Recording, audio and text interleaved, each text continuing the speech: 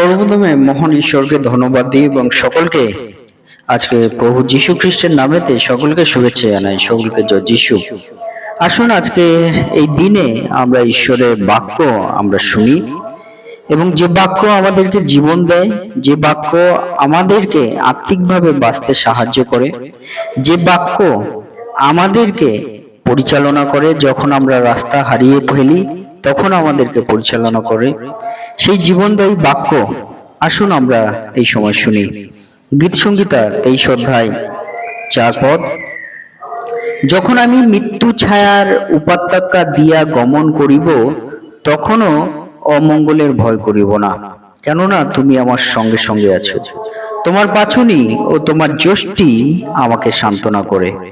ঈশ্বর তার বাক্যে আমাদের প্রত্যেককে আশীর্বাদ যুক্ত করুন, আমেন। হে আমাদের স্বর্গের পিতা, পরিচালনাকারী ঈশ্বর, আমাদের উদ্ধারকারী প্রভু, তোমার মহানামে ধন্যবাদ, প্রশংসা এবং গৌরব দিই। প্রভু, এই সময় তোমার যে বাক্য, সে বাক্যের মধ্য দিয়ে তুমি আমাদের জীবনে কথা বলো, সঙ্গে থাকো। এই প্রার্থনা একমাত্র রাজাদের রাজা, প্রভুদের প্রভু, জীবিত যীশু খ্রিস্ট নামে চায়, আমেন।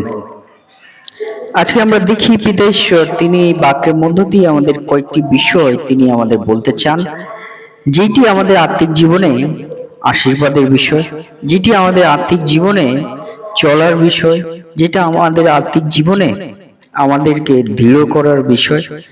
সেটি পিতা ঈশ্বর তিনি আমাদেরকে বলতে চান যে সেই ঈশ্বর তিনি আমাদেরকে বলছেন মৃত্যু ছায়ার উপত্যকা দিয়া যখন আমরা গমন করিব, তখনও অমঙ্গলের ভয় যেন আমরা না পাই। এই বিষয়ের মধ্য দিয়ে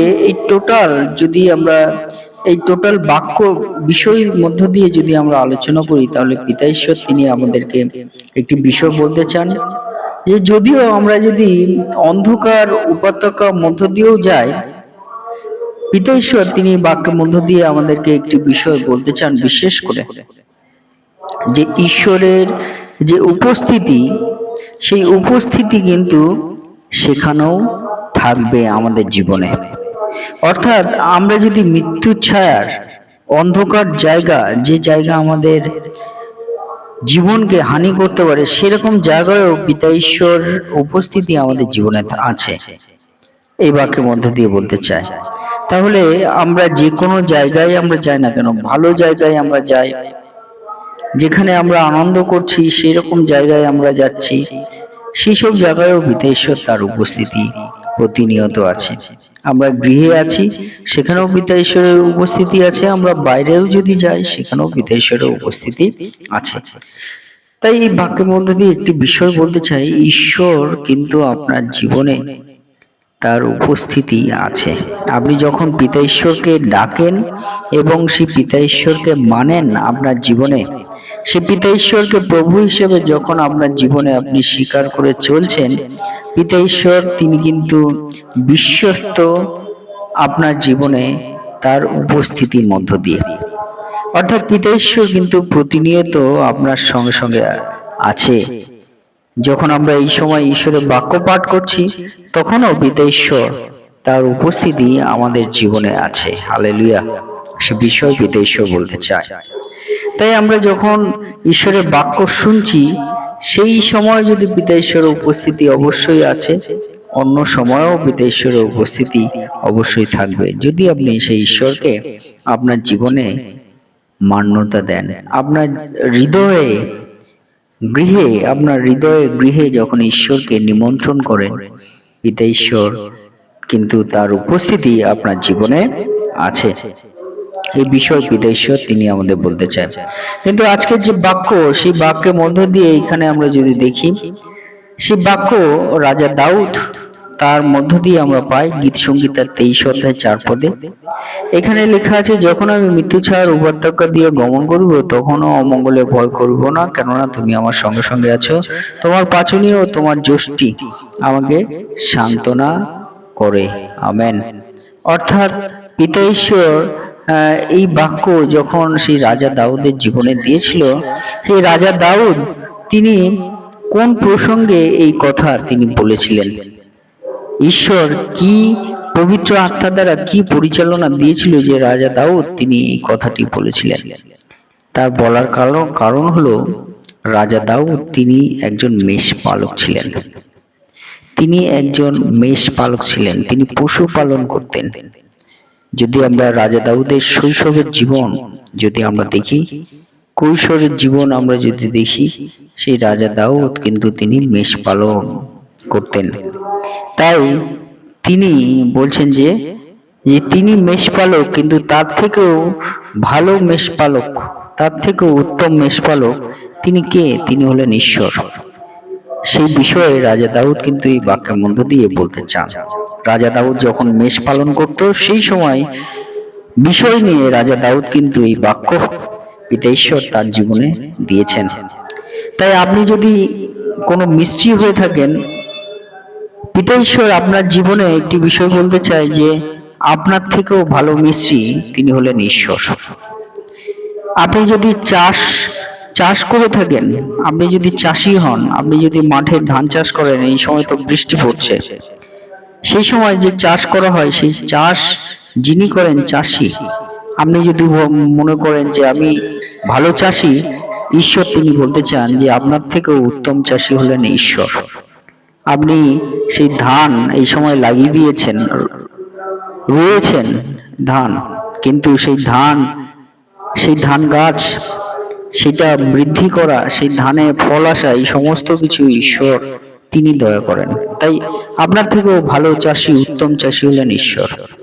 আপনি যে কাজই করুন না কেন, আপনি টেকনোলজিতে কোনো কাজ করছেন, আপনি মনে করছেন যে আমি এই টেকনোলজিতে সব থেকে উত্তম, কিন্তু আপনার থেকে উত্তম তিনি হলেন ঈশ্বর।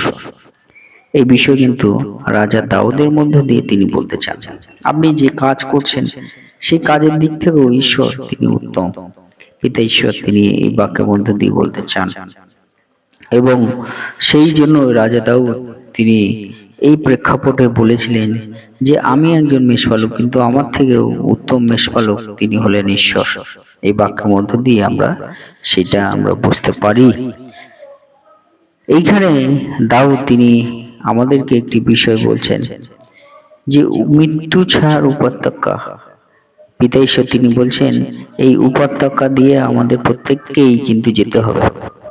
সেই উপত্যকা যদি আমরা দেখি, সেই উপত্যকা কি হতে পারে? আমাদের জীবনে অন্ধকার, বিপজ্জনক, আমাদের জীবনে বিভিন্নভাবে চিন্তা, হতাশা, অসুস্থতা, এইগুলো হলো আমাদের জীবনের একটা উপত্যকা। কিন্তু এই উপত্যকা বেশি সময়ের জন্য নয়, সেই উপত্যকা আমরা ঠিক পার হব। আর এই উপত্যকা দিয়ে পিতা ঈশ্বর তিনি আমাদেরকে চালাতে চান, কিন্তু পিতা ঈশ্বর তিনি বলতে চান এই অমৃত্যু ছায়ার উপত্যকা বেশি সময়ের জন্য নয়, কিন্তু সেই উপত্যকা সময় পিতা ঈশ্বর, সেই অন্ধকার সময়ও পিতা ঈশ্বর তিনি আমাদের সঙ্গে আছেন। এই বাক্যের মধ্য দিয়ে পিতা ঈশ্বর তিনি আমাদেরকে বলতে চান। হালেলুয়া। তাই এই থেকে আমরা একটি বিষয় আমরা বুঝতে পারি, আমাদের জীবনে যে কষ্ট, অসুখ, আর্থিক সমস্যা যা কিছুই, এগুলো দিয়ে ঈশ্বর তোমাকে, আমাকে, আমাদের প্রত্যেককে পার করবেন, কিন্তু এখানেই আমাদেরকে আটকে রাখবেন না। এখান থেকে আমাদেরকে অবশ্যই তিনি উদ্ধার করবেন। এটি স্থায়ী নয়, কিন্তু এখান থেকে তিনি আমাদেরকে উদ্ধার করবেন। হালেলুয়া। এ বিষয়ে পিতা ঈশ্বর তিনি আমাদেরকে বলতে চান। এবং 2 নম্বর বিষয়, এই মৃত্যু ছায়া আছে, কিন্তু পিতা ঈশ্বর তিনি আমাদের বলতে চান যে মৃত্যু ছায়া থেকে তিনি আমাদেরকে উদ্ধার করবেন। এবং এই বাক্যের মধ্য দিয়ে আরেকটি বিষয় পিতা ঈশ্বর বলতে চান যে আমরা এই মৃত্যু ছায়া দিয়ে যখন আমরা যাচ্ছি, আমরা একা নয়, কিন্তু আমাদের সঙ্গে পিতা ঈশ্বর তিনি আছেন। এছাড়াও পিতা ঈশ্বর এই বাক্যের মধ্যে দিয়ে আমাদের বলতে চান যেন আমরা ভয় না করি। এটা একটা সিদ্ধান্ত হিসেবে আমাদের জীবনে যেন আমরা মেনে নেই যে আমাদের জীবনে ভয় আসবে, কিন্তু সেই বিশ্বাস দ্বারা, ঈশ্বরের বিশ্বাস দ্বারা সেই ভয়কে আমরা জয় করে আমাদেরকে এগিয়ে চলতে হবে। পিতা ঈশ্বর এই বিষয়ে আমাদের বলেন, এবং পিতা ঈশ্বর এখানে আমাদেরকে বলেন যে সেই পাচনীয় যষ্টি, যে লাঠির কথা, সেখানে পিতা ঈশ্বর তিনি আমাদেরকে যেমন পরিচালনা করেন, শাসন করে, এবং সেই সঙ্গে সঙ্গে আমাদের সুরক্ষা আমাদেরকে দেন, এই বিষয়ে পিতা ঈশ্বর তিনি আমাদের বলতে চান। আর যখন পিতা ঈশ্বর বলছেন যে পিতা ঈশ্বরের পাছনের যষ্টি আমাকে সান্ত্বনা করে, তার মানে পিতা ঈশ্বর যে পাছনের যষ্টি আমাদের সঙ্গে আছে, তার মানে পিতা ঈশ্বর আমাদের থেকে দূরে নয়, আমাদের কাছেই তিনি আছেন। এই বিষয় পিতা ঈশ্বর তিনি আমাদের বলতে চান এবং পিতা ঈশ্বর তিনি আমাদেরকে সান্ত্বনা দেবেন। এই বাক্যের মধ্য দিয়ে এই বিষয় পিতা ঈশ্বর তিনি আমাদের বলতে চান। তাই আত্মিকভাবে যদি আমরা আলোচনা করি, তাহলে পিতা ঈশ্বর কিন্তু তিনি আমাদের সঙ্গে থেকে আমাদেরকে তিনি পরিচালনা এবং আমাদের উদ্ধারের কাজ, সুরক্ষার কাজ তিনি আমাদেরকে করছেন। একটি গল্প বলে শেষ করতে চাই যে অন্ধকার সুড়ঙ্গ দিয়ে যখন ট্রেন চলছে, একটি ছোট ছেলে প্রথমবার ট্রেনে করে যখন অন্ধকার সুড়ঙ্গ দিয়ে যাচ্ছিল, সে খুব ভয় পেয়ে কাঁদতে লাগলো। তার বাবা তাকে কোলে নিয়ে বললেন, ভয় পেও না, আমি তোমার সঙ্গে আছি, জানলা দিয়ে হাত বের করো না।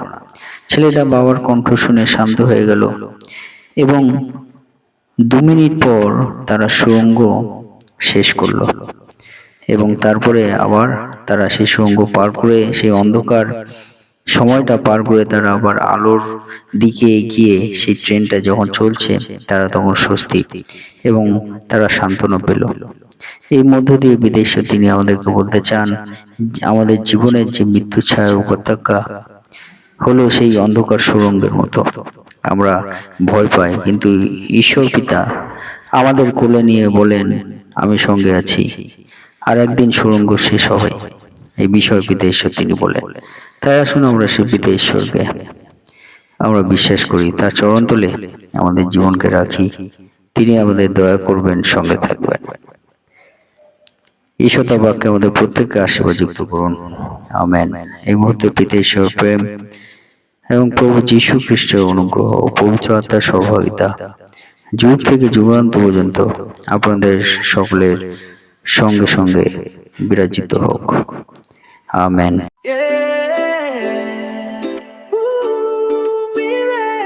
তুমি আলফা, তুমি ওমেগা, তুমি শুরু, তুমি শেষ। তোমার আগে কেউ ছিল না, তোমার পরে কেউ নাই। সব হাঁটু নত হবে, সব জিহ্বা স্বীকার করবে, যীশু খ্রিস্টই প্রভু, যীশু খ্রিস্টই প্রভু।